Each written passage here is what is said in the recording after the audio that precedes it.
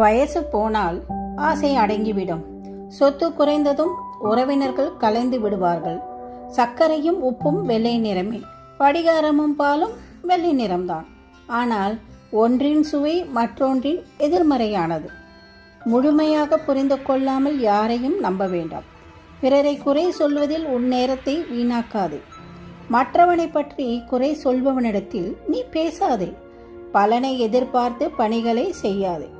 பிறக்கும்போது அனைவருக்கும் ஒரே பெயர் குழந்தை, இறக்கும்போது அனைவருக்கும் ஒரே பெயர் பிணம். நீ யார் என்பதை உன் செயல் சொல்லும். இப்போ எல்லாம் நிறைய குடும்பங்களில் பாகம் பிரிக்கும் போதே சொந்தங்களும் பிரிந்து விடுகிறார்கள். அது ஒரு குக்கிராமம்.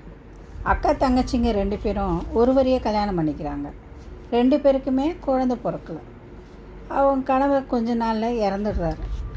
வக்கீல் வந்து 2 பேர்கிட்ட சொத்தை பிரித்து கொடுத்துட்டு என் மேலே முடிஞ்சிடாப்பா அப்படின்னு போயிடுறாரு. கணவர் எப்படி பிரிக்கிறாருன்னா, பெரிய மனைவிக்கு சொத்து கம்மியாகவும் சின்னவளுக்கு அதிகமாகவும் எழுதி வைக்கிறார். இதில் 2 பேரும் சண்டை போட்டுட்டு கோர்ட்டுக்கே போகிறாங்க. இதில் என்ன கஷ்டகாலம்னா, சொத்தை கொஞ்சமாக விற்று கோர்ட்டுக்கு, வீட்டு செலவுக்கு, அப்புறம் கூட இருக்காங்களே சொந்தக்காரங்க, இப்படி கொஞ்சம் கொஞ்சமாக செலவாகுது.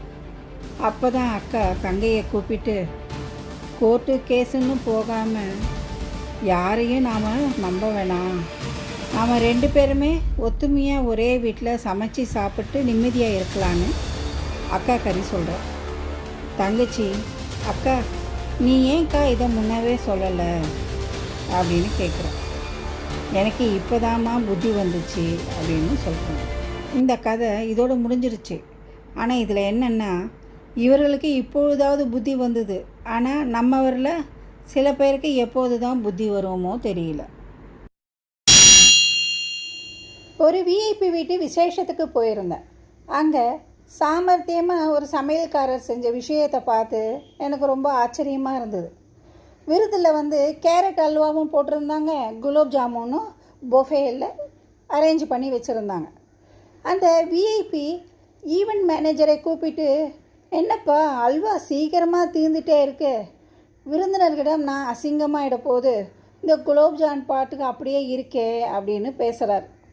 அதுக்கு அந்த ஈவெண்ட் மேனேஜர் சொல்கிறாரு, நான் பார்த்துக்கிறேன் சார்னு சொல்லிவிட்டு ஒரு நம்பருக்கு கால் பண்ணுறார்.